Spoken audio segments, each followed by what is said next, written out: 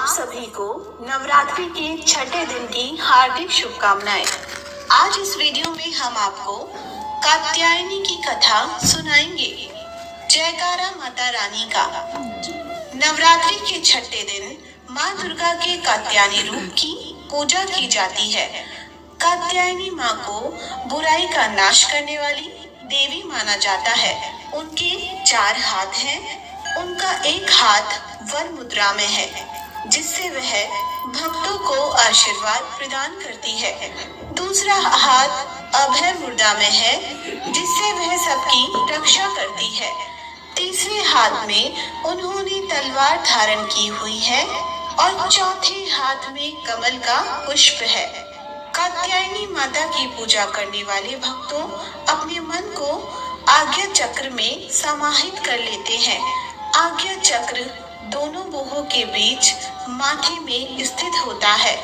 इनकी पूजा करने से आज्ञा चक्र जागृत होता है। इसके प्रभाव से मनुष्य सर्वोच्च चेतना को प्राप्त करता है।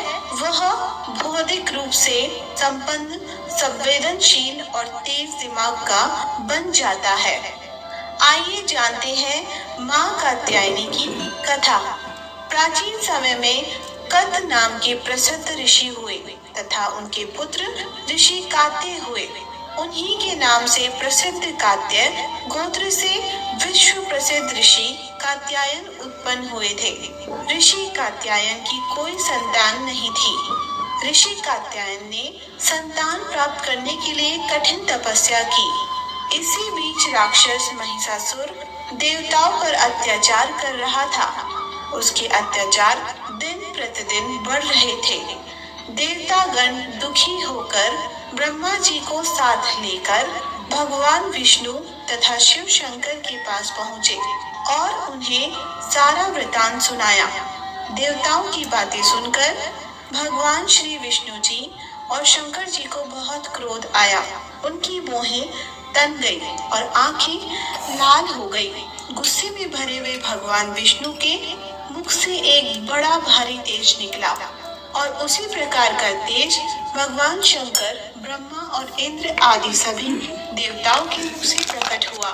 एक जगह इकट्ठा होने पर वह तेज एक देवी के रूप में परिवर्तित हो गया। तब देवी ने ऋषि कात्यायन के घर पुत्री के रूप में जन्म लिया। ऋषि कात्यायन ने भगवती जी की कठिन तपस्या पूजा की। इसी कारण से यह देवी कात्यायनी कहलाई। महर्षि कात्यायन जी की इच्छा थी कि भगवान उनके घर में पुत्री के रूप में जन्म ले।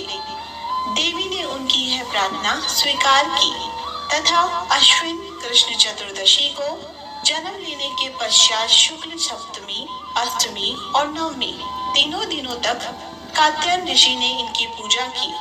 दशमी को देवी ने महिषासुर का वध किया और देवों को महिषासुर के अत्याचारों से मुक्त किया।